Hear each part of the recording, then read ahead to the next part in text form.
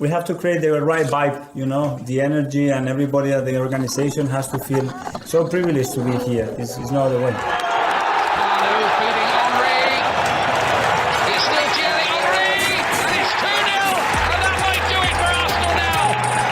Thanks for listening to the Purely Arsenal podcast. Please follow us on Twitter at PurelyArsenalFP for all the latest Arsenal podcasts. Welcome to another episode of a Purely Arsenal podcast. We're here to review the 3-1 victory over Southampton and not talk about the FA Cup game as much as we possibly can because it's our podcast and we get to do what we want. I'm joined by Neil Shah. How you doing, Neil? Yeah, I'm good, thanks, Jack. 3 away wins on the trot since for a while, wasn't it? So that's good. Yeah, that's 5 in 6. I think it's 5 in 6 wins, isn't it, in the Premier League? Yeah, and 1 draw. Yeah, most points since Boxing Day, other than Man City, where they are. Southampton have 6. They've played 9 games at home and they've kept 6 clean sheets. Correct. Games at home, which I thought was quite an interesting stat. James Johnston's here for more specific stats. I'm going to ask him for. How you doing? Thank you. Yeah. No, I'm all good. Yeah, no, it's a nice little run in the league. The cup game, we'll just leave that where it is, I guess. Yeah. Like you said, it's our podcast. We will leave that one to one side. We don't do it on purpose always. It's just, no. I mean, if you're a real fan, which most people that listen to this podcast, I'm sure are, it's really hard to get on after disappointments, isn't it? It really is. And I want to listen to stuff after disappointments. So generally we do over the years try to get on after it. But it was a bit of a downer and we'll talk about it. But well, we made 8 changes for the cup game. We did. And they didn't make any, did they? No, and unfortunately, we don't have the, what's the word, luxury of making 8 changes to this podcast. If there was 8 other people that could have done one, then we would have gone, go ahead. But exactly. we've got a squad of us 3 and Michael and Anthony. So all of us said no. So we're all extremely down after every defeat, and we just don't feel. So credit to those people that get on straight away after. Every fair play to them, it's difficult. Saka punched is what we're going to call this podcast. Thank you, Dad. Like that one. And Saka again was fantastic, wasn't he? I mean, there's so many players we can talk about in this game. What's great is we're seeing us win, but also win playing some really, really good football and some tasty football. We're going to talk about this game. We're going to talk about the transfer window. We're going to look ahead to the game against league leaders, isn't it? Manchester United at a weekend. And I know Neil's turning his head going, we're in the lead in the league, aren't we? Let me check the tape. And in my mind we're in the lead. I think, is it Man City on top now? Yeah. Oh, lovely. Well, Man U play tomorrow, but but I see what you mean. I think actually, you're right. If you take all the games into account, Man City are a game behind anyway. So yeah. But and City do look like they're firing, and especially since Aguero has hardly kicked a ball, that is quite encouraging for them to put it that way. So much rather City win it. Let's be honest. But and we're also going to do 5 minutes on the transfer window because there's a lot happening. I expect something to happen today. I know Neil doesn't like to discuss anything until it's there on the dotted line, but I think we can be pretty safe on this one, especially if the manager's actually willing to talk about it. That is pretty much done or close. Lineup, there's not a lot. Obviously, there's tons of questions on the FA Cup lineup, and we're going to come back to that briefly. I've got one main question for both of you on that one, which comes from our brother about the changes that we made, the Wally that he is. But the lineup for this one was pretty much set. We knew Aubameyang was going to be out for family reasons. We'll leave it at that. Hopefully everything's okay. But obviously the longer it goes on, the more sort of concerned as fans we get. We just want him back in the team, don't we? So our captain was out. And then Tierney, we knew he was suffering with some sort of, been suffering for a few weeks with this sort of calf tightness problem, and we kind of found out early this morning that he wasn't early yesterday that he wasn't going to be able to make it for this trip. And then Ceballos was still out, who seems like he's got a minor injury, and Mari, etc. So I think the team was sort of set as it was, other than we didn't really know who was going to play left back. Ended up being Cedric again, and that turned out to be a terrific decision. And then it ended up being Pepe on the left wing. And again, we all probably said, I think we did, that it would probably be Martinelli. We were all thinking it was going to be Martinelli.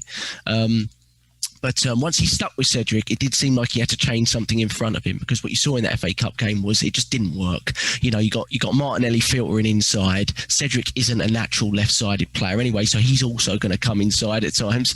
And it was really nice to see him see that and try to make that change. And Pepe could come inside, but he kept wide a lot more, didn't he? And we're going to obviously talk about Pepe, because I do think it was a really interesting game for him. Neil, let's go to you first. 3-1 win, mate. Lots to discuss, lots of players to discuss. Who stood out for you, and what did you enjoy about this performance? Oh, wow. Who stood out? A few players stood out for me. Just touching on a little bit on the FA Cup, it was almost like a role reversal of games, really. It was us playing Southampton at their own game. That's what it looked like. It looked like we were on the press, who were very front-footed right from the start. Tremendous attitude reversal, I think. They were all seemed to be more driven. They seemed to know their roles. They stuck to a game plan, and it wasn't just about their movement with the ball. It was their movement off the ball. I think especially epitomised by Lacazette. He was causing the front line up all sorts of problems. The defence all sorts of problems at the front. For example, that was very true with the first goal, because he was in a position which caused the defence to kind of be forced into a mistake, which led to the opening goal very early on. And it was there. It was evidence to see where, he was on for a chance right at the beginning, which was saved, and maybe he should have chipped the ball over the keeper. But it just showed the change, the immediate impact, and the role reversal of what we saw against the Saints in the FA Cup, and that was so encouraging to see. And I think all the players were at it, right from the front to the back. And I was just so pleased with all of them, really. The inclusions of Cedric was a revelation on the left. I think most of our attacking play came down from his upside as well. I mean, we all talk about Saka and we all talk about Tierney, and then you got Cedric. And I think this one stat I know, it was 54% came down from the left side, and that was all down to him. His crosses, his defending, his tracking back. It's just a great option to have, And I think when we have a situation where someone like Tierney can't play, or we want to rest him, if Cedric is going to play and perform like this, I think he's got some self-belief now, for example. We're in a strong position on that side. And then you've got all the tweaks, as you talked about Pepe on the left-hand side. I thought he was a different player. He just seemed more comfortable than obviously being a left-footed player. I think that suited him in the sense that he could deliver a lot more quicker, and he could be a bit more effective. Although we all know that his preferred side is the right, but I thought he was just more effective on the left. He was a different type of player to watch. But I could go on, and you're going to talk about some of the individuals in more detail. But I just thought it was such a nice win. It wasn't just, as you said, it wasn't just getting over the line. We actually played some good stuff. We played some very fluid attacking football, and when we needed to be defending, we were doing that. Apart from obviously their goal, but overall, I just thought that we were a lot more balanced. Didn't see any of that in the FA Cup at all, and we just felt that something was going to happen, and I just thought that they all knew their roles a lot more better. They were more comfortable within their tasks within the game, and I saw nothing but a win. I didn't panic when we went down. I just didn't panic because of that opening few seconds where we thought that the players are going to do something, and Xhaka, Holding, all of them, just fantastic, I thought. So very, very pleased, but I'm sure we'll go into it in more detail in a little while. Yeah, you could pick out a lot. I mean, you touched on Cedric, and I probably edges it for man of the match for me. One because of a little bit of surprise, you know, playing in a position that's not. We know he can play at left back, but not necessarily. It's definitely not his first choice position, is it? And he was, and we're looking for solutions there because we know we can't play Tierney every game. We also are unsure if we're going to do anything in the transfer market, though it's been rumoured for this window. I'm guessing the club is probably hoping we don't have to, and maybe games like this give them a belief that they at least have a temporary solution at left back. But if he keeps playing like this, he's going to start really knocking on the door for the right back first team slot, I think, because we've had concerns there all season, to be honest, and that's not just Bellerin. It's when Bellerin's out, who comes in, and we've had concerns there all season. But we started the game well, James. We started a game fast and well, and yet, ironically, we went 1-0 down. Yeah. Like you said, I thought we started brilliantly, and in the post match, he said about he saw that Southampton obviously had the 2 injuries defensively, and he thought that I can't remember who the centre back is that they got out, and I know Carl Walker-Peters has been brilliant for a guy that used to play for them lot down the road. He's gone to Southampton, and you look at him and you think, why did them lot sell him, especially with the way Aurier is to and fro every now and then. This is a kid. He's playing kids. Yeah, but he's done really, really well. So, I think chucking Pepe on that side eliminated what you said about how he just cuts in and everything. It's just like literally, no, that's your preferred foot now. So just do your business on that side. And I think Cedric really, really helped him as well. And I think Cedric had a point to prove. I mean, I gave him man of the match for the cup game as well. I thought, even though his crossing wasn't ideal, I thought that the effort and everything else, I thought he put a proper shift in, especially in the cup game with Martinelli. I thought them two were the only two that looked to me like they were going to do anything. And last night, I thought he was sensational. But in terms of the start, it was really, really good. And like Neil said earlier, the Laca chance, he must be kicking himself because he should have lobbed him. The lob was on. I mean, that goalkeeper that played McCarthy, he's been brilliant for them this season. But for whatever reason, whenever he plays Arsenal, the guy has a shocker. I mean, if I was Hasenhüttl yesterday, I'd have gone, I should have played Fraser and this again as well. Every time his touch is on, I don't know, because we seem to press against them in the league, but we didn't do it in the cup game. Well, the only one who did do it was Martinelli. The other two didn't join in. But for some reason, his first touch against us is so ropey and panicky. If you remember last season, it was when Nketiah done him, didn't he, and closed him down. So I think we were like, look, watch him because he's going to do the same sort of thing again. And their goal, for however good Pepe was, it's diabolical. It is. He just watching the game go by, and Armstrong come in, hit it on the volley, and Leno nearly, saved the day, but it was just what it is. And then our first goal is, it's Xhaka, who I've said it before and I'll say it again, especially after Burnley, and all of us were like, that's it, get him out again for the second year running. He comes back and does what Granit Xhaka does and performs, and you're like, he saved himself again. He saved himself again. That, we used to say that Ozil had the 9 lives. It seems that he's passed the baton now on to Granit Xhaka, who has the 9 lives. And fair play, I've got to call it as I see it. He done really, really well. I know you said about other people that stood out for Neil. For me, I didn't think the centre-back pairing was great. Again, alluding to what he said post-match, he was like, I wanted them pressed high, so I pushed the centre-backs. I think Louise caused Holding problems. I know Holding made a brilliant tackle after Leno, who I'll give him a shout out. Leno made 3 brilliant saves, but the one from the header in the first half I thought was brilliant. He made a good recovery after he spilled the one that Theo hit in the second half. He but yeah, and he laid on the ball. I thought he did great there. And the one from the free kick right at the end, because we know how good Ward-Prowse is at free kicks. So yeah, I've got to give Leno a shout. I thought I've criticised him, so I've got to praise it. I thought he's been brilliant the last couple of weeks as well. He's done nothing wrong in my opinion, Leno. So fair play to him coming back on form. But yeah, I thought Xhaka was terrific as well, and obviously heavily involved for our first goal, wasn't he?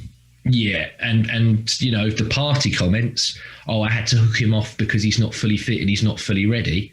If that's him when he's not fully ready, then God knows what he's going to do when he's. If that's him on a bad day, what's he going to be like when he's when he's fully ready to go? His one looks more like cramp in terms of the way they were treating it, and so hopefully I don't want to jump it, but hopefully that is simply that, and he's okay for Saturday because we really really need him. And I think I don't want to not give Xhaka credit because I think he's been really good, like you said, since he's come back. But I saw Xhaka moving the ball so much quicker today, and yesterday for you. And I do feel a large part of that is because Partey never takes an extra touch. Like he literally always takes only the amount he needs and moves the ball on, right? And I just think, and just Saka's like that too. If you remember, I think it's our first goal actually. It comes from right. It comes from Saka down the right. He wins the ball back, and if that's Pepe or Willian, they're taking 2 or 3 touches. But he just lays it into Partey, and Partey gives it to Xhaka, and boom, it's goal. And brilliant ball by Xhaka, and a brilliant finish by Pepe as well. And again, if Pepe's down the right, I mean, I was reading a lot on Pepe recently, and Arteta did this with Sane. He and Sane speaks so highly of Arteta. When he left for Munich, he was talking about Arteta, and Sane always played from the right, and it was Arteta, or at least partly Arteta's decision to take him over to the left, which simplified his game a lot more because he could really, he's very very one-footed as well, Sane, but it's very very good. And we've not seen it. He was my favourite player for them when he was. Yeah, I was like, he was the one that I wanted more than anybody. I was like, if we can sign anyone from Man City, sign him because, I loved watching Sane play. Yeah, and he was at a different level. But with Pepe, he lacks a lot of the sort of basic sort of principles of football. Sometimes, even in the second half, you see him just not get his head up and play a simple ball where Lacazette and Saka are just in, and he decides to try to take the man on again rather than get his head up. He just lacks some of the real basics of football. But then some of the most difficult things in the game he does fantastically well, and he's an incredibly frustrating player to watch. But in this game, obviously got his goal, obviously defensively lapsed, though you kind of expect that from Pepe. You probably expect that from a few of our attacking players at that point. Doesn't make it right. But took his goal really well. But his overall play was just so much better. I thought he looked so much more involved. I thought his overall play was far better. He looked more dangerous on the ball, and he didn't feel like he always wanted to take the man on. He was happy to play it simple and keep the game going 1 or 2 touch, which is really what that front four has been all about when Aubameyang and Martinelli have been playing on that left side, right? So if he can give us an option there, what was fantastic was he didn't play Martinelli, and it wasn't Willian that came in. He brought in Pepe, which shows how big, Willian's stock has fallen. And not that we should take sort of any great happiness from that, but it's really based on the football on the pitch, isn't it? So I thought he was great. Neil, obviously great. Obviously it was 1-1 after, I don't know, what was it, 10 minutes? But I felt in that first, it was sort of the first half, certainly the first 20 minutes, we were really, really dominant. And then the referee had a shocker. We'll get to the referee in a second. Absolutely shocking performance. Gave Bellerin a yellow card early in the first half for, like James said, I said it was a stupid challenge because I don't know why Bellerin went to ground. And my 2 concerns in this game were Bellerin and Luis. And going into Saturday's games, they would be my concerns again, to be honest, defensively. Got Rashford down that side, and Luis just, like you said, we want to keep a high line, but Luis naturally wants to drop off, doesn't he? So it bugs me a little bit. And his mistake in the second half, Luis, where he kind of gave the ball away and then he jumped over the ball and almost gave it away again. Do you remember that one? Leno had to dive on it, and I was like, it was throwing me off a little bit. So whilst I think Luis has done okay coming back in, I'm almost certain if we had a fully fit Mari and a fully fit Gabriel, I don't think he'd be in the team. But so that was my two main concerns. But yeah, shocking that we got that. I mean, I think they made 11 fouls to our 6, yet we got 2 bookings and they got 1. But it wasn't just the fouls; it was the type of foul. I mean, their fouls were worse than ours. I remember that Stevens he got sent off against us, didn't he, last season? But he's just what an awful player. I mean, he's just like a rugby player. And I'm just watching that Leno save from the header in the first half. Brilliant. But I just thought, the ref was shocking. So we'll get onto that in the second half for the booking stuff, because that was just ridiculous. But Neil, yes, second half I think we came out firing again, to be honest. But they did have a little bit of that sort of first portion of the second half. Sorry, I've missed out Saka's goal, haven't I? You missed the goal, mate. The goal. I keep thinking the goal was in the second. I'm still watching the first half. So, what can we say about that? I said after the game that I think he's a £100 million player. I said, I think we've all said it, we think he's elite as well. But I think what we're dealing with here is probably a £100 million player. I think he's got 8 goals and 8 assists from the right wing ever since he's played there, and the amount of times he's played there. So his output is the most effective from the right wing. I mean, you can't remove him from the right wing. I don't think. We saw him do that in the FA Cup on Saturday when he brought him to left back, and I felt it was a bad decision then. I'm almost like now, I think you just got to keep him there. I mean, he's just absolutely fantastic. But let's face it, he's been terrific everywhere. Neil, youngsters wise, who's been at this level for us at the age of 19? I mean, the ones that come to mind for me are Cesc and Wilshere and Anelka. I mean, he's there, and he's right there. Would you say he's right there with them? I think he is. I mean, at that age, I don't want to talk about their careers, but at that age, I think he's right there, isn't he? I think so. In terms of value, he's worth nothing, because I don't want him to go anywhere. So he's worth nothing. He's either worth nothing or he's priceless. But what we want, no, we do want this. We want this, don't we? We want this. No, absolutely. I don't want our squad to be. If we start making a lot of progress with our players and the squad that we're building, and what Arteta is trying to do here with the club, with the likes of him, with Emil Smith-Rowe, hopefully Martinelli's going to start firing like he did, like we know he can. I don't want that to be, dismantled, in a couple of years or even next season. The way Saka and even Emil Smith-Rowe are progressing, gosh, I mean, they're undroppable already. That's how good and effective they are. And yeah, I think he's right up there. I mean, you can even maybe touch on Fabregas as well at that age. I mean, Fabregas started when he was 16, really, but he was a fantastic player for us. I know he went off to do other things, but you can't deny that Fabregas was a great player and a great in his position in the engine. It was fantastic. I mean, he was taking over effectively a great Vieira, and he did it with aplomb, in my opinion, to be fair. But what can you say about Saka? I mean, he scores with his weak foot. Let's not forget that. Has he got a weak foot? And the delivery for the third is with his weak.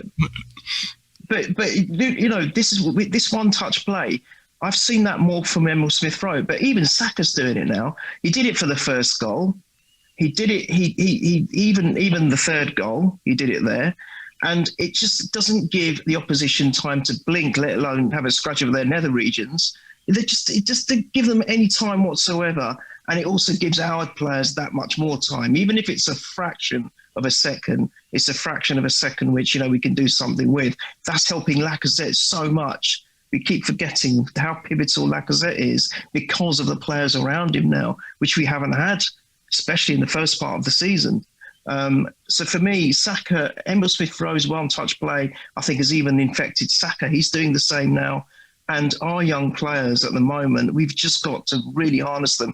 I know there's a real question mark over Balogun, but if somehow we can keep him, I don't know if it's going to happen, but if we can keep him and even this Aziz fella, he looks awesome. He looks awesome from what I've seen him. I've seen him in reserves, and it's those we've got to develop. And I hope that's what Arteta is striving towards. I really do, because if we can bring players through the academy, oh wow, that's amazing. That is really amazing. But I just the whole of that second goal. Again, Xhaka. I think it was him. It was Xhaka, Laca, Saka. And Saka said, didn't he? In his interview, he said, I was speaking to Laca just as we were walking out to the pitch or something. And he said, when you drop deep, I'm going to go. So he said that, didn't he? And that was really, it was just great. Great composure as well, Neil. You both touched on it before, saying that the younger players and how they are with him, they love him. And we had Smith-Rowe praising him against, was it Chelsea? Yeah, great team player. Just great team player. Was it another game? I can't remember. It might be more recent, but yeah. Yeah, he was wax lyrical about him, weren't he? And then you've had Saka big him up. And we were saying on the WhatsApp group about how much of a quiet game he had. And I went, oh, don't worry, he'll pop up. And it was literally the minute I sent it, he lays it on to Saka. And it's a really good finish. But what I will say is we spoke about him in the Leeds game, where he had a similar chance to this, and we went, oh, he's took too many touches. You mentioned it now, simplify it. He took the one touch and then the finish. In the Leeds one, when he was one-on-one, weren't he, and he tried to round him and everything, and he hit it straight at it. He's gone, no, simplify. Let's try and do it as quick as I can. And it's a brilliant goal, and you touched on it about value. He's the highest scoring teenager in Europe, not just the Prem, Europe. So I think he's got 5 goals in the league. And that's more than all the teenagers in the league combined.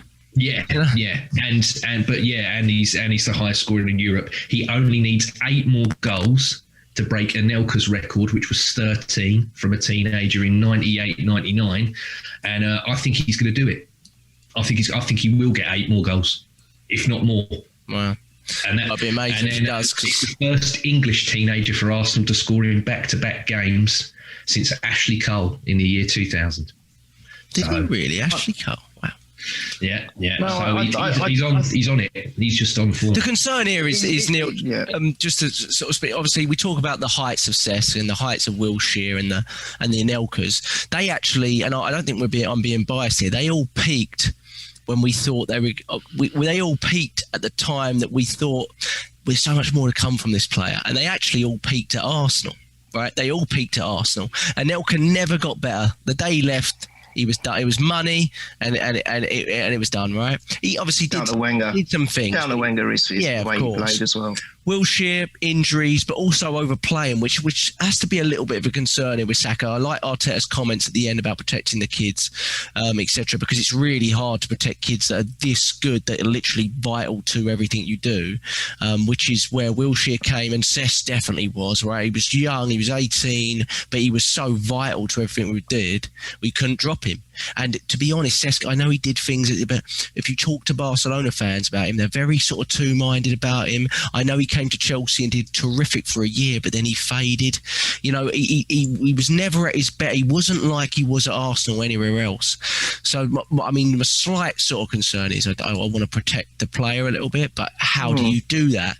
That's why I'm so happy to see performances like that from Pepe, and so happy when we get onto it to the signing that we're hopefully making this week, because I think he actually might be able to save the legs a little bit of the likes of Saka and Smith-Rowe. But sorry, what did you want to add, Neil? No, I to be honest, actually, now you've just mentioned it, I would be a little bit more concerned with that regard with Emil Smith-Rowe. I think Saka's a machine. I don't know. There's something about him that tells me he might pick up some niggles here and there, but he'll recover within a couple of games. I could be, I'm touch wood. He's very strong. Could be wrong. I hope not, but he's just very strong. It's Emil Smith-Rowe that I've got. There's a little bit more concerning with that, but I think we may have solved the problem with, as you say, the potential arrival of our new or latest signing. And I said on a couple of podcasts ago, I don't mind that as long as Emil Smith-Rowe remains the main man. The signing is his understudy.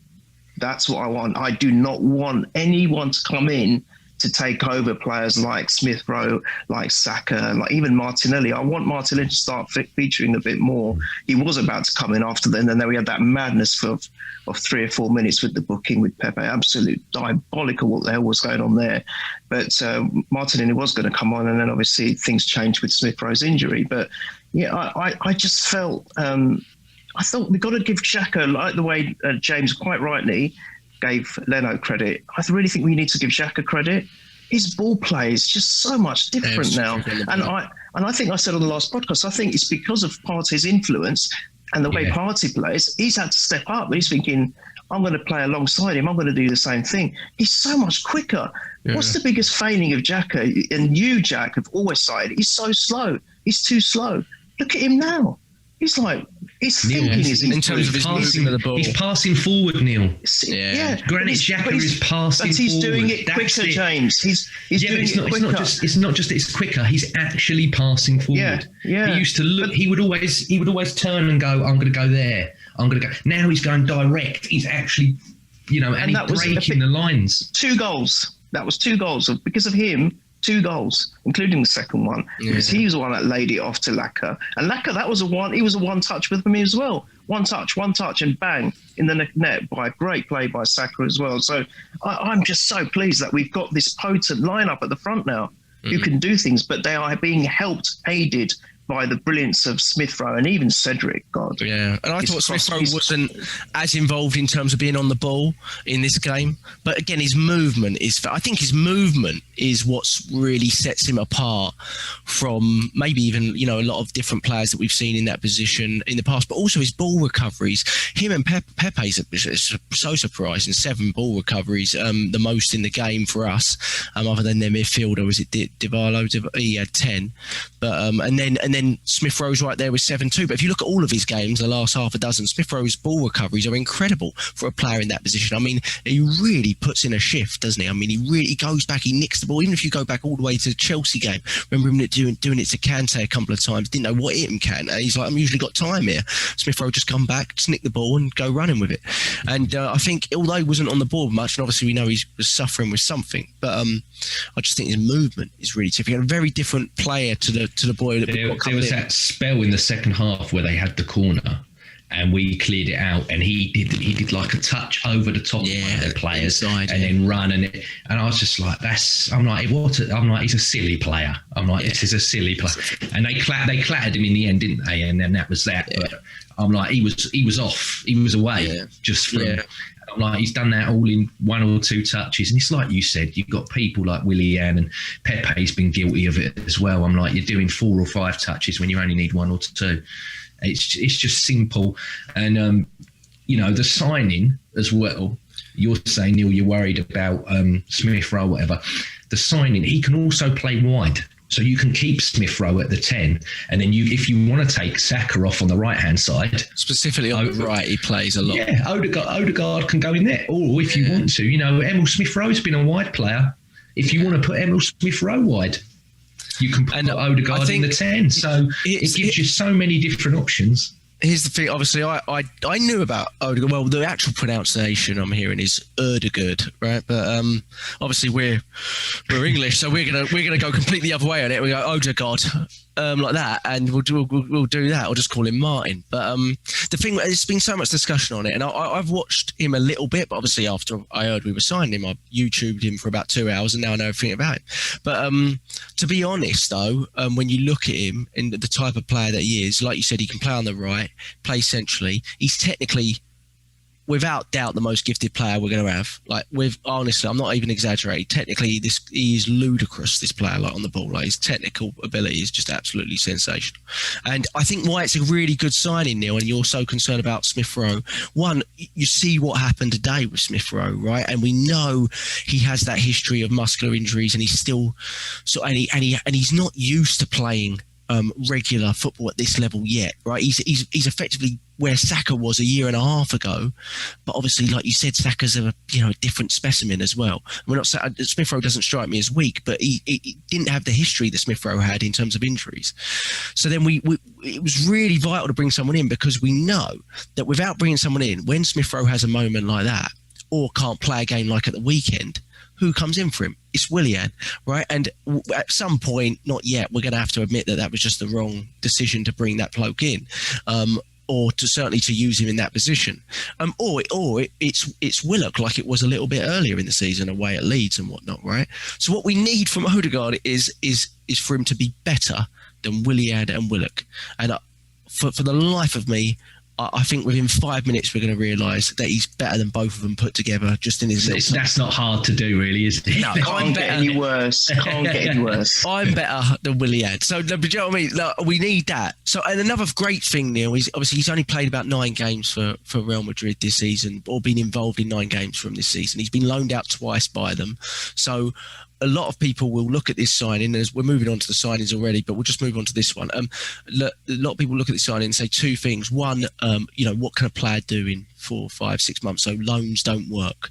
Well, loans don't work for Arsenal, but there's no real reason loans don't work, right? I mean, let's talk about loans at other clubs. Perisic, Coutinho just won the Champions League with Bayern Munich. They worked out all right, didn't they? Anelka got loaned to Liverpool. He was fantastic at Liverpool for that loan, if you remember. And then they couldn't keep. They wanted to keep him. They couldn't keep. Something happened. When United, when they loaned in Henrik Larsson, helped Larsson, there you go. Yeah. So there are. For them. There's no fun. Loans for Arsenal don't work for some reason, right? You say Ben Ayoun's probably one of the better ones, and Ceballos probably. That's probably about as good as we're looking. But there's no fundamental reason why a loan can't work if the player's good enough. And the second thing on that is you can't. And also for Odegaard, he's done pretty bloody well at loans. Like, so for this player, he's actually very good at loans, right? He did really well at Sociedad. So, and the other thing is you can't. We talk about purchases, but we always also moan about purchases that don't work out. So if you're 1 and 2 that you wanted to purchase aren't available, don't go and buy your plan B or C. But if it was Buendia and Brandt and they're asking for double the price, or they don't want to sell, getting the player that you want, even if it's not your player, do you know what I mean, or close to. So I think this is a wise. Isn't it only like 2.5 million as well? Yes, they initially said it was 6 million. It's 2.5 million. That was what, 6 weeks of Ozil's wages? Yeah, basically. So if you work it out like that. And to be fair, like, you're not going to, even though it is a loan, and if it doesn't work out, then we're probably going to be the first ones to scream and holler about it.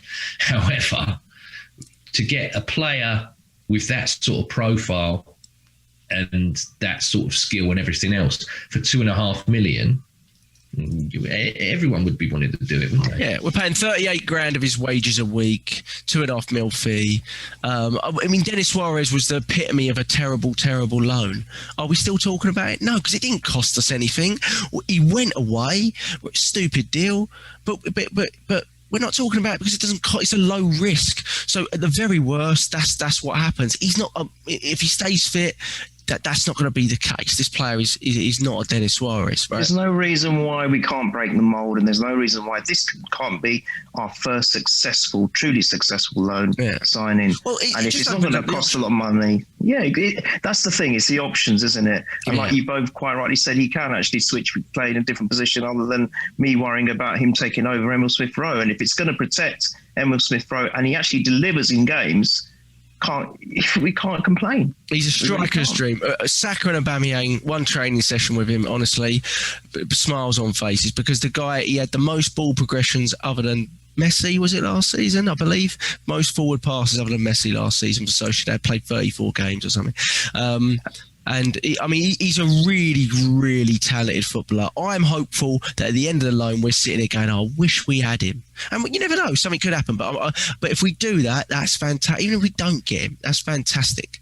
That's what we want, right? So I think it's... the only thing, I don't go into too much of these things until we sign the player, but one encouraging thing I've heard about him is he wants to play. He doesn't want to come and just sit down and just warm up the bench. He wants to play. Exactly. That's encouraging. Yeah. That's encouraging. And it just, for me, it doesn't hurt Smith-Rowe. It hurts Willian and it hurts Willock. That's the way I see it. Because Smith-Rowe will get his... I mean, there's so many games. Even without the FA Cup, there's so many games. And that position is usually rotated after 60 minutes anyway. Right? It was with Ozil. It is with Smith-Rowe. So it's like you're going to need that player. And I just think it hurts those two players. That's why. You say that as well. I think it hurts Nelson, mate, because he's not even in the picture, is he? Really?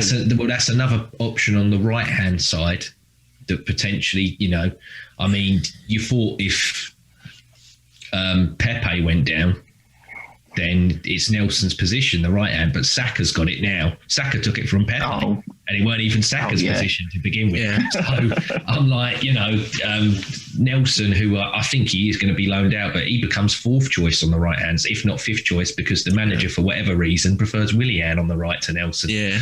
And I'm not even a Reece Nelson fan, and even I've got to go, come on. I'm like, yeah.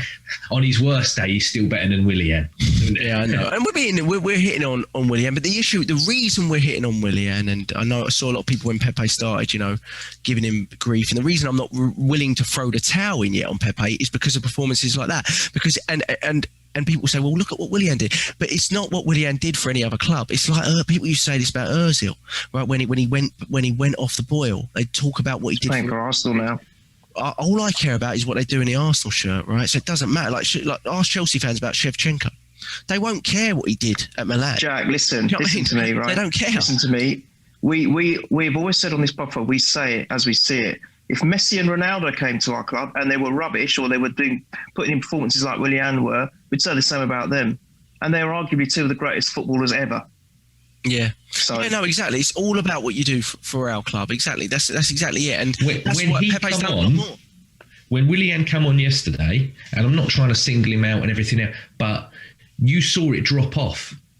Every good thing that was happening in terms of pace and progression, and it dropped off. And they had a bit of a spell where they were pummeling the goal and everything. Yeah. Because I'm sorry, I'm like the guy slows everything down. I've called him it before. We bought Willian because he can unlock the door. He is Hermes. He doesn't get to your door, let alone unlock it.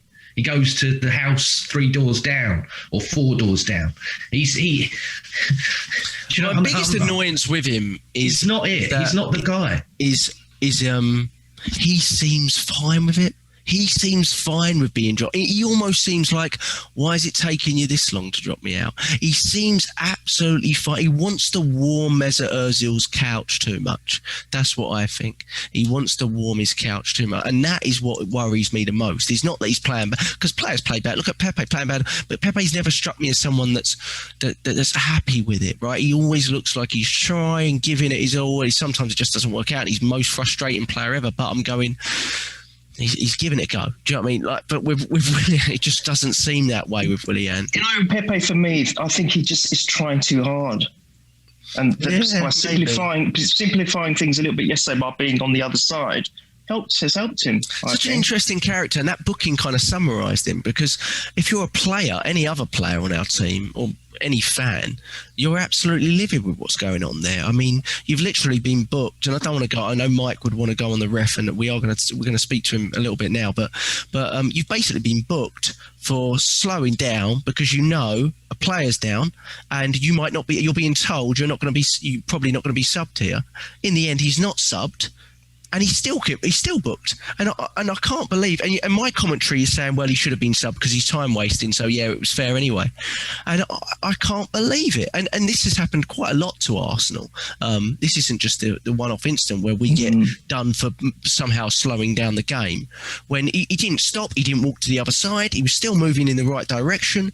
He slowed down because our players down and physios are coming on, and that might change it's common sense. Kevin Friend, as his typical sort of school teacher does, that decides that he's not going to change his mind and he's going to keep to his decision on the booking. It's just absolutely shocking. He was awful. It wasn't just that. It wasn't just that. I mean, we haven't even spoke about it, but for me, I still don't know how that won a penalty.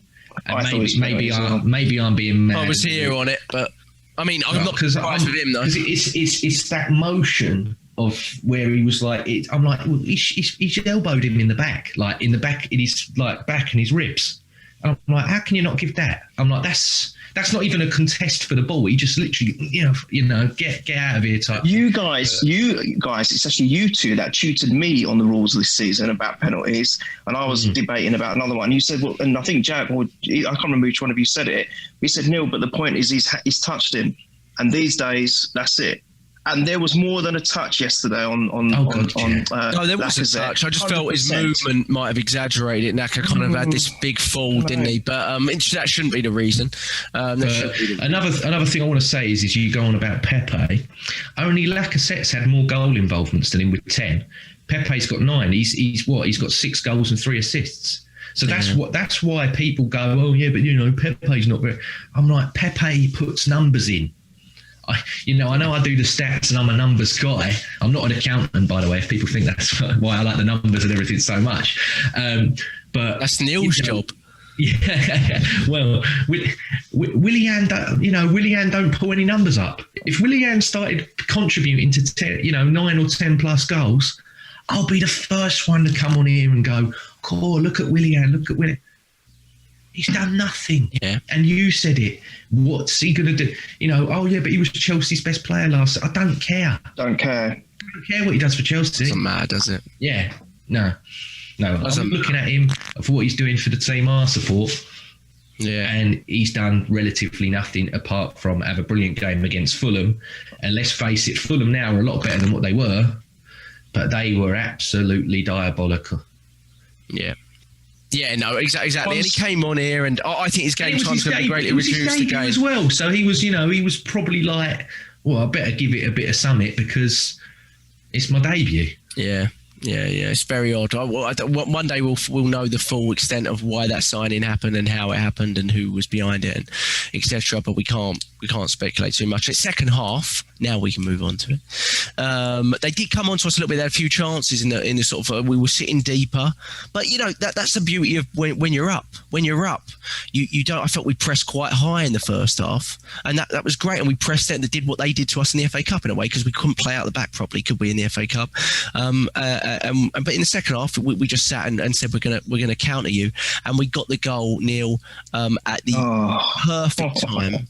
And like James said, it was all from Cedric, but it's really great movement from Saka and Laca. Just a really good team goal, a simple one touch, but great ball by Cedric. And he's got a bit of a whippy delish on him, isn't he, sometimes, Cedric? Neil? Jack, Southampton should have seen that coming because he did a very similar cross pass earlier, a few moments earlier, actually. That's the one which Saka had a shot at and he hit it wide. And it was, in fact, I reckon that pass was even better than the one that led to the goal. But I've got to say, we've got to give credit to Willian for one thing. He actually started that move. The third goal, if you look back, really? It's Willian. Yeah, Willian. I'm watching it now. I don't know who's involved. Willian actually laid it off to Cedric. I think he won the ball, or I don't know, but he definitely started that move. Well done, Willian. Well done, Willian, on your pre assist. Well done. Yeah, that'd be a pre. Yeah. But Cedric, what can you say? I mean, one thing that we've been saying about him is he can't cross. He hits them too hard. He's always like just overhitting them. But yesterday he was a different player altogether. But that cross, he did actually look up. I think he did there's a slight moment where he looks up, sees where Saka's running into, the space he's running into, and he laid it off perfectly. But what really impressed me was Saka's one touch half volley. It was perfect. It was just so beautifully laid out for Lacazette. And what can you say? The rest is history. I mean, that was just epitomised. Yes, you're quite right. We took our foot off the gas a little bit in the second half, and it allowed Southampton to come on to us. But I think we were given that comfort to be able to do that. Definitely able to do that because we had taken the lead. And just interestingly, this is the first time we've won from behind this season, and the only other time that we've actually even just got a point. We've lost all the other games where we've been behind. It was against Southampton. Yeah. So it's encouraging to see that we've completely turned it around in that respect. So that's encouraging in itself, that now when we do go behind, when we do fall behind, hopefully the players' heads won't drop and they know they've got the ability and they've got the resource to be able to come back from falling behind. So that's encouraging as well. But I thought Cedric was magnificent. I know Saka got man of the match. I think he might have shaded it for me. It's just my opinion. I think Cedric was just outstanding all round. Because he didn't have his pass accuracy was only 55%, so it throws you off. But he had 81 touches, which was almost double everyone on the pitch. Yeah. He was so involved. He was so, and I thought that was the best thing. He's like a pit bull. He's all the attacks came from him. 50, as I said earlier, 54%, more than half the attacks were from him, from his side. Yeah. And it wasn't just wasn't the obvious. He did a few moments throughout the game. Don't forget, he almost scored a delicious goal. Yeah. As well, he almost scored an amazing goal. It just was. It was closer than I thought. When I saw it at first, I thought, that was about 2-3 meters wide. When I saw it again, I thought, holy crap, that just missed the post. Yeah, it was a really well executed, wasn't it? He swazzed that volley. It was almost as if it would have been a screamer if it went in, like an absolute screamer.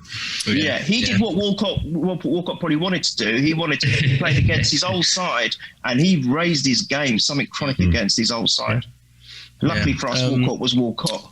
Yeah, he didn't have. Yeah, but you say about the pass accuracy, Jack. He made 43 passes, but only 24 of them were accurate. But 2 of them were key passes, and that was the 1-2 Saka that he missed a chance from, and the one that he laid the assist on for the goal. Yeah. Laca set for me, with Aubameyang out for what could be a prolonged period of time. That guy's taking the reins. Yeah, and do you know what? He's got 4 goals in his last 3 away games, and after all that time where he wasn't scoring, he's doing it home and away. Yeah. So you can't knock him at the moment, and I know people are gonna. You've probably got it still there. Like, should we sign him? Should we sign? At the moment, no. Yeah. No, let's worry about it. Carry on. Don't worry about it. Let's look in the summer and do money. Yeah. Don't worry about it until the summer.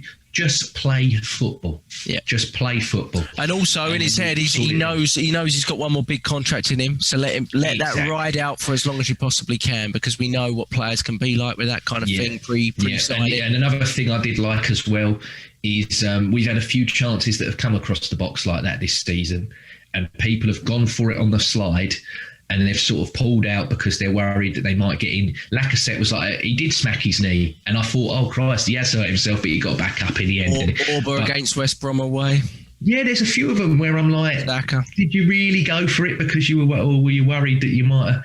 Lacazette didn't care. He's like, if I do smash my knee to bits, that's it. We're 3-1 up, and I like that. I like the fact that he's like, if it breaks my leg, if it snaps my leg in 2, I'm going to do it, and I appreciate that. That's what happens when you're top goal scoring on a little bit of a run as well. I think Lacazette, if he does leave, will be a player a bit similar to Gilberto Silva in the fact that after he's gone, people are going to go, do you know what? I really was wrong about him. Yeah, he's almost the unsung hero when things like this double figures every season that he's been with us, and yet people still think he's useless. It just doesn't make sense to me. No, he's going to be absolutely vital. I think we said it before the Chelsea game that I think I said something like he's going to be most vital senior player for us. Outfield player. I mean, you said earlier about your brother and his silly comments. He was the one who said he'd be the top scorer. He did. He said that for day 1. He said that, in fairness, John did. He said he's going to be top goal scorer for this season. I was like, interesting. But I've always loved Lacazette, always loved him, and just want him to keep playing well, and then we can talk about contracts, stuff like that, end of the season. Let's do a few fans' questions. Neil, was first one from my John, which I think you answered at John Guna 3105. Did Arteta make the right decision resting players Saturday? We know some of them were injured now, so some of it might be enforced. We don't really know what obviously Aubameyang we found out very late on with the family for family reasons. But he thinks I'm having it. He said that I'm the one that had the affair with Aubameyang. His divorce. No comment. I really don't know how he finds these things out. No comment. I'm not getting involved with John's sources. I'm not going to get involved. Neither do I. Who's his sources? David Icke? No, he just conspiracies, mate. Well, I saw Jack. You won't believe what my source says, and I'm like holding a bottle of ketchup. But Neil, you don't think it was the right decision to drop those players? Why? No, because for me. Can you hear me, by the way? You seem to have gone very low, Jack. No, I'm back. Am I good? Yeah. It sounds, maybe it's me, I don't know. No. You can hear me okay? Yeah, you're perfect, mate. Perfect, okay. For me, I didn't agree with it. I was expecting some changes. I just think he made too many. And for me, the FA Cup is an important. Well, I think all competitions are important. I know everyone always laughs at the Tin Pot Cup, as they call it, but we're not in a luxury position at the moment to just dismiss competitions because, for example, for me, the FA Cup, I think probably. It may not have done. Maybe they had other plans for Arteta, but in some ways it kind of cemented at least a good season for him, if not more. If he hadn't won the FA Cup, do you think after that spell we had where we were breaking all the records for the wrong reasons, do you think he still would have been at the Arsenal? I don't know. For me, it's important. The FA Cup is important. We our history in it, we don't have to go on about that. It speaks for itself. And we were the holders as well. And I just think we limped out of the competition far too easy. Now, yes, we do have to protect our players. Yes, Arteta made that comment afterwards, and he's quite right to. But like you were saying off air before we started the recording, Jack, why didn't he say that about Tierney and Smith-Rowe, especially on the day? Why is he now reacting to it after hindsight and seeing what's happened? And we have to protect the players. Of course, you've got to protect the players. No true fan would want to see us outwardly go and deliberately try and injure one or overplay a player. We just wouldn't want to see that at all, But the point is, I think he made far too many changes. I didn't think he took it seriously. I thought he treated it like we used to treat the League Cup when we were doing well. Do you remember when we were challenging for the Premiership? We weren't winning the Premiership. Wenger would always then play his youth in the League Cup to give them a run around, and quite rightly so. But at the moment, we are, without being, maybe this is being a bit harsh on us, but beggars can't be choosers. And we've got to try and do our best in every competition, which might see another route or another option into Europe, because there's no guarantee. I mean, I think the way we're playing now and the players we've got on paper, I think we will. There's no reason why we can't finish top four. That's my personal opinion, because the season is so weird.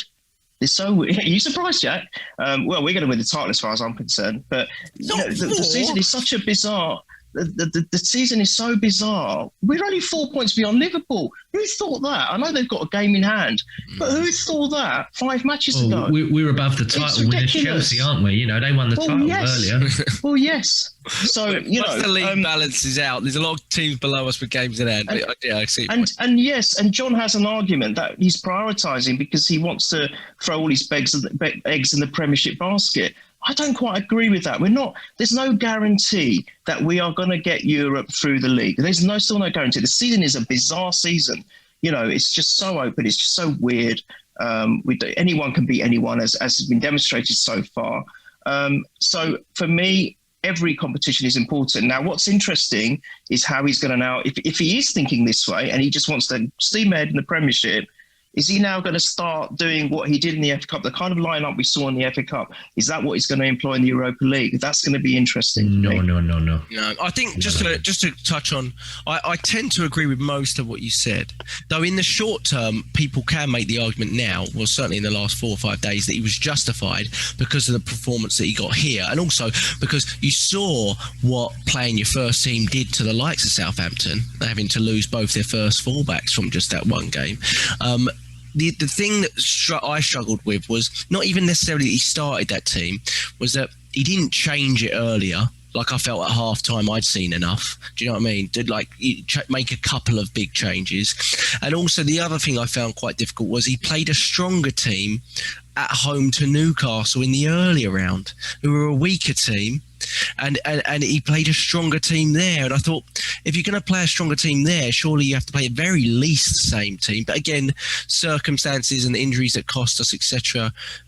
Maybe that some of the players weren't necessarily to hand. For me, he showed his inexperience. And again, I hate to say it, but Guardiola has an arrogance, and Arteta, working alongside him, probably inherited some of the traits of the arrogance that Guardiola has. And I'm not saying that he went there and went, well, I'm Arsenal, they're Southampton. However, we aren't like Man City, that we can make 8 changes because our bench is probably better than, Man City's bench are probably better than some of the first teams that are in the top 8, top 10, whatever you want to call it. we're in no position. We cannot make 8 changes. I wouldn't even like to make more than 3 if we had to. We haven't got the luxury. The others that are there, and okay, we've praised Pepe for how well he did in this game, and Cedric for how well he did in this game, and everything else. But we cannot wholesalely change 8. You know, when they come on, Partey and Saka in the FA Cup game, we all went, oh, bloody hell, look how much they're breaking them down. Like, you know, if we had this from the start, we might have got... And, you know, when you're already a goal... I mean, we come back from a goal down in this game, but, you know... The one thing I will say is... it was just a bad day. It was a bad day. Yeah, and it was a bad day. Yeah, I agree with Neil. It went with a whimper. If we tried and showed a bit... It wouldn't have hurt as much. I'm glad we didn't record because I was. James, we were the holders. We were the holders, and we did not fight like holders. No, you know, all right. If Southampton were going to win, fine, fair enough. I've never had a problem with losing games. I've always said it. Don't mind if we lose, but if we show that at least we fought, and even if we fought with the team he started with, and I then even wouldn't have said what I said. You know, if all those players stepped up and said, we've tried our real best, but Southampton at the end of the day, we're just better on the day, you know, fair enough. You know, that's football. But we just didn't, it felt like we just didn't try, and that hurts. And look, it shows because we played the same team a few days later, and what a contrast. So it's not as if we can't do it. That's my point. Yeah, and I think the one that, I mean, just to play devil's advocate a little bit, I mean, I'd rather go out, and I agree with the whimpering out. I don't think we showed enough as holders, and I didn't like that at all. But I'd rather go out now. If you don't win a cup, you'd rather go out early. That's for sure. Right? I mean, if no one remembers finalists, semi-finalists, you don't remember it, right? Or you don't want to. We remember it, but we don't want to remember it. So the one thing I'd say is if I could look into the future and realise that we weren't going to win it again, I'd rather have gone out, you know, 3rd or 4th round, right? Just in a sense.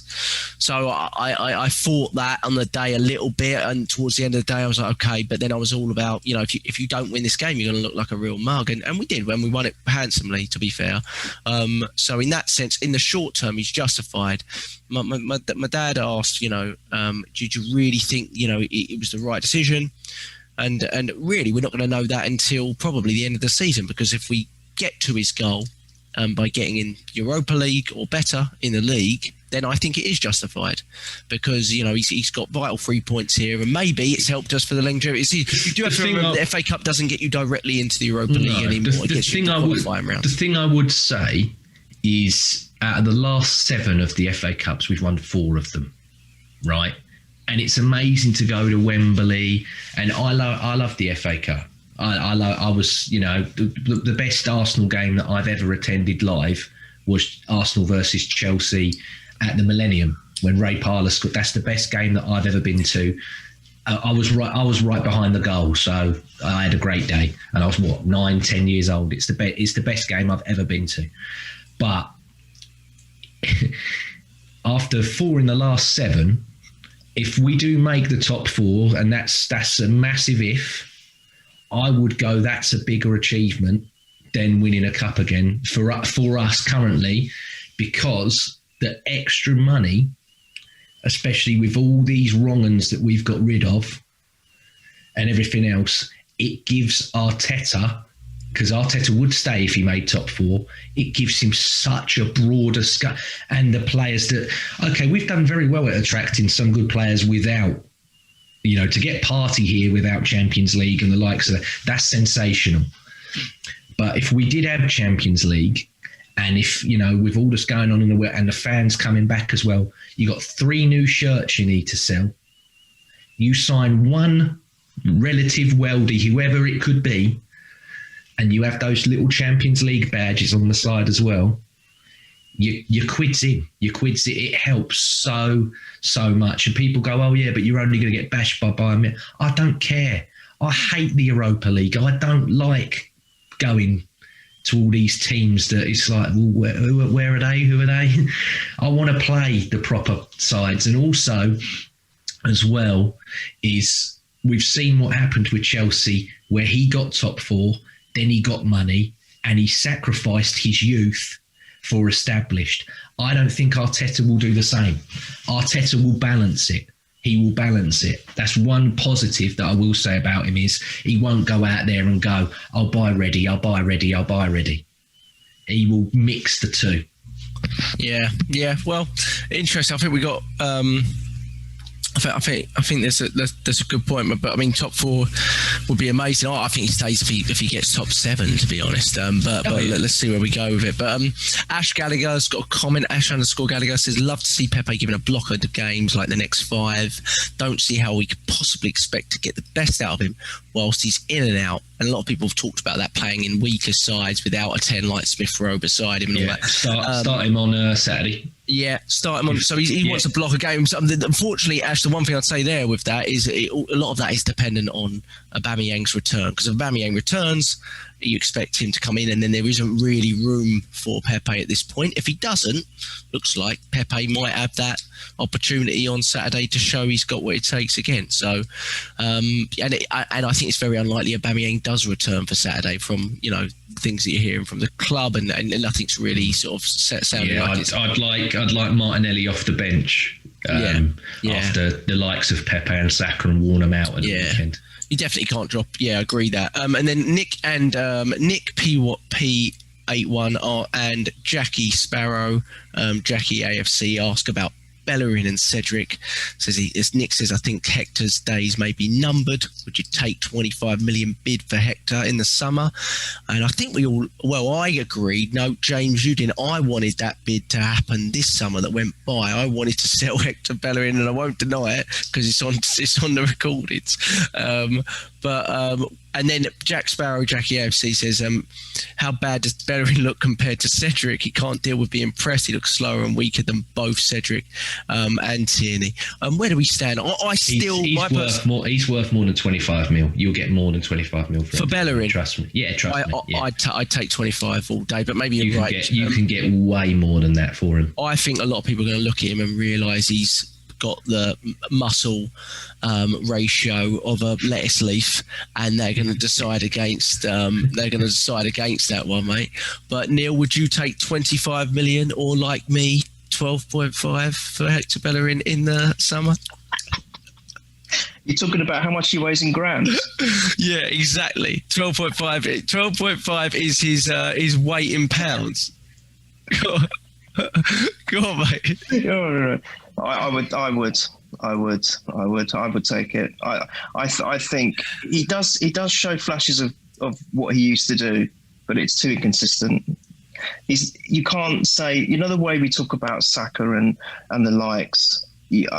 Saka's a bad example because he's just on a different level. But as an example, if Bellerin was doing really well, we'd be saying the same thing about him. I don't often hear us talk about Bellerin, or when I'm not on it with you guys on this podcast, in a good way. Yeah, he might be a bit of an unsung hero. He put a good cross in yesterday. If Pepe didn't touch it, Lacazette has scored that. No, he did. No, credit where credit's due. I've always said, it doesn't matter who the player is, we will talk about him, good or bad, regardless. What I'm saying is, we don't often talk about him in the good ways like we do with some of the other players. And for me, that suggests, is he vital for this team? Is he really that vital for this team?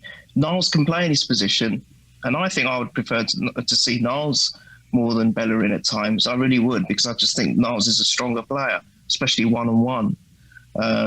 You guys might not agree with me, but I would take that, Jack, yes. I don't know who I need to announce it to, but I said about 18 months ago, whenever Hector Bellerin returned, that his physical condition will never, ever come back to what it was. And everyone went, oh, no, it's his injury. And I went, this is not his injury. I'm telling you, it's the human being here and what he's doing off the pitch and how much he's attending to things, nutrition, training.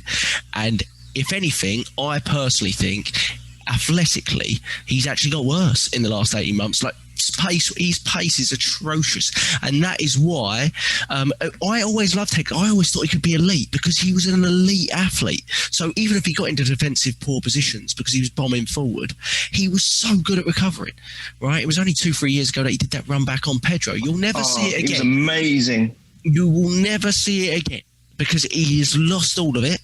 and he has no intention of getting it back, and he is the epitome of a football player that football is not his only obsession.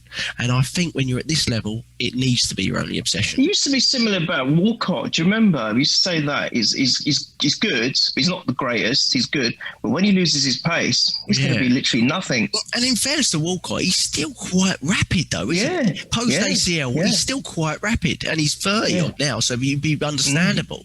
But I mean, James, I know you like, but my belief on the right back position hasn't really changed since last year. I would sell Bellerin. I've thought about it, because we play a back four. I'd probably sell Niles, and I'd bring in a right back to challenge, or actually to be hopefully be ahead of Cedric. If Brighton go down, get then Lamptey. If you said to me, James, we signed Tarek Lamptey because we're getting rid of Bellerin, I'll go to you. Yeah, go on then. Yeah, absolutely. That's the guy. That's the guy. You know. Will we get that other one as well? Bissouma, or his name is. Oh, I take the suit. Oh, yeah, love him as well. Yeah. Love both. Imagine that. Both. Yeah. I'd grab both. Yeah, We've already, take their goalkeeper when he becomes a free agent, and Bissouma. Yeah, we've already talked about it. We signed him last week. I hadn't even mentioned him yet. Mate, Ryan, big Arsenal fan. Good, we've done some good. Let's just get predictions. I feel bad. I don't know what games he's going to play. Got out of the cup now, so that was his chances. The hope is that he's there for just the in case, emergency. Just in case. And the hope is that he doesn't play any, isn't it? Really, I mean, at this point, I think the hope would be he doesn't play until, and then if they like what they see in training, we can decide what we do with him in the summer and whatnot. But I think we've done really well. If I was to tell you at the start of January, we're going to get rid of Socrates, Ozil and Kolasinac in this window, I don't think any of us would have believed that, and maybe even Mustafi. And we were going to get in maybe a number 10, even if it wasn't permanent or whatnot, and a better backup goalkeeper. I think we would have all snapped that up. So well done to Edu and Mikel Arteta. I think it means the environment's going to be. I've heard so many comments from players in the last 2 weeks on spirit and unity within the group. I don't know if I'm noticing it more, but literally I am naturally correlating it to the group becoming smaller and getting rid of all the wrong uns, and you would say, James. But I just think when you've got players that are outcasts, isn't it a coincidence that all the outcasts get on really well, isn't it? You noticed how Ozil and Guendouzi, best friends, Socrates and Ozil, I don't think they spoke, did they, before they decided that we weren't in the squad, and now they're should we go to the same club, buddy? It's all the outcasts just happen to love each other, right? It's amazing. So what you do is you get them all and you open up a big bin and you chuck them all in the bloody bin and you say, get out of here, right? And pay them what they need to pay and get the flipping heck out of our club, because we don't want any of you anymore. And I'll tell you what, is there space for Willie in there too? No, I'm joking. Okay. Can I ask you a question quickly before we go predictions? One thing that baffled me about the FA Cup, and this is an Arteta criticism, so sorry about this. Why did you play 3 goalkeepers and not put Balogun in? It just baffles me. Yeah, I don't get that. I think that might have been an Aubameyang omitted thing, and then they just whoever was there as backup they threw in. Put Balogun in, for goodness sake. I don't know, mate. I don't Even know. if you're going to get rid of him, just put him in. We can't do that. I know. West Ham done it, and then the kids scored. We can't do that at Arsenal. It doesn't. I'm not saying start him. He could have even come on for 5 minutes. But why put 2 goalkeepers in your subs? That really baffled me. Yeah, Sorry, that was a bit odd. Yeah, I agree with that. And we won't go into the Balogun Instagram post. And in fairness to Socrates, who has left, I've always thought he's been a very good professional. So I'm not talking about him particularly, but I think he's been a very good professional. And I'm always quite thankful for what he did in the cup final in the last 3 minutes and basically ruined Pedro's shoulder, didn't he? So well played. But yeah, it was a fair challenge. Predictions, huge game at a weekend. Man, if we can win that one, tell you, I don't want to think too much about it because I'm already thinking. All right, Neil, predictions. Man U, I think it's Saturday 9. No, it's my time, 5:30 p.m. for you. At home, big game, mate. Predictions and first score. I think we're going to win. I think we're going to win, and I think we're going to win 2-1, and we will have Lacazette. 2-1 Lacazette. Love it. And does that mean we do the double over them? We beat them earlier this season, didn't we? Yeah, it would. Come on. If we did that, yeah, it would mean Come on. Yeah, got to believe, ain't you? Got to believe. We are winning. We are winning. 2-1 Lacazette. Done. 2-1 Lacazette. James, what about you? Yeah, I'm going to do 2-1, and I'm going to say Thomas Partey. Oof, so you're saying he's fit? I think, I think it's going to be like the game years and years back when David Platt scored that header. It'll be someone who's 3-2, wasn't it? That one. Yeah, it's going to be someone that's not a main, striker or whatever, but you will go, oh, what a massive goal that was. Yeah. And it could well be like a couple of years back when we did the double over Leicester and they ended up winning the thing. Man United might win the league, but we beat you twice. I think we did it when they won the league with Fergie as well, didn't we? That year that Adebayo scored at their place and we won 1-0. And then it was the 2-1 Henry last minute. I think I was there. I think Neil might have been there as well. Yeah, I was there. Yeah, you were there? Yeah, and that was a double over them. They wasted so much time and then we stunned them, didn't we? I remember that. Van der Sar was... That's when RVP done his metatarsal, I think. Yeah. When he scored, sliding in. For the equaliser. The atmosphere that day. Yeah, it was electric. Goodness me. Yeah. But one of the best games I've been to at the Emirates. Pelters. Yes. Van der Sar getting pelters for the amount of time. For the header. For the... Yeah. It was weird. That game... Create a ton until the last 20. That game and the game where we beat Barcelona, where we went with your dad and your brother. Oh, that one looked. They're the two. Those two are the best atmospheric games that I've ever been to at the Emirates. Yeah. I mean, I've always preferred Highbury, and I've always said I've got fonder memories of Highbury. But those two games, the stadium was literally shaking. It was that amazing. Yeah, well, we were good at Highbury, Neil. We used to win things. We won the league there. Won a league without losing there as well. It's unbelievable. Emirates is rubbish, isn't it? Mid-table. Well, anyway, okay. So 2-1. I'll go. I'll be positive as well. I think we've got a chance for sure. Yeah, I think we've got a chance. I'm hoping Partey's fit, Smith-Rowe's fit. Odegaard is on the bench. And I'd love Tierney to be fit as well, because then I actually think it would be a real 50-50 with Bellerin or Cedric at this point, because I think Cedric's put in a couple of really good performances. So I'm really hoping that happens. And I'll go 1-0. I'll go 1-0 Arsenal. Which is...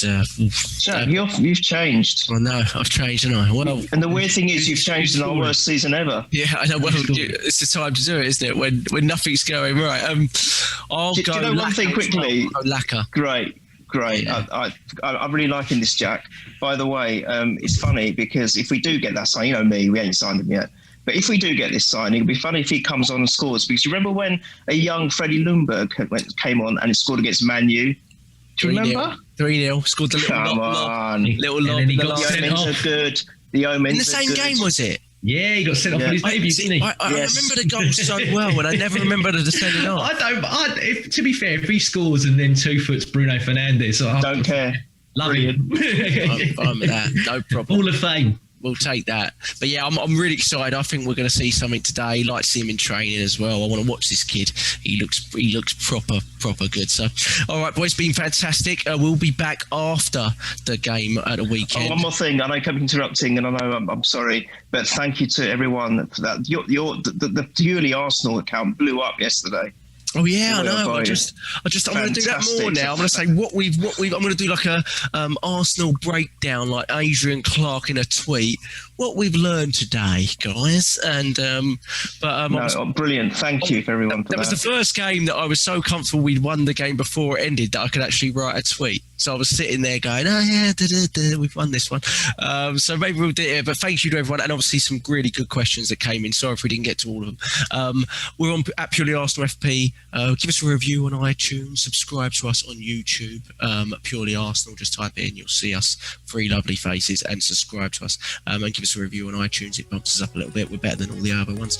And we'll be back after the Man U game at the weekend. Boys, come on the Arsenal. Thank you. I've got to stop recording. Thanks, guys. Cheers, boys.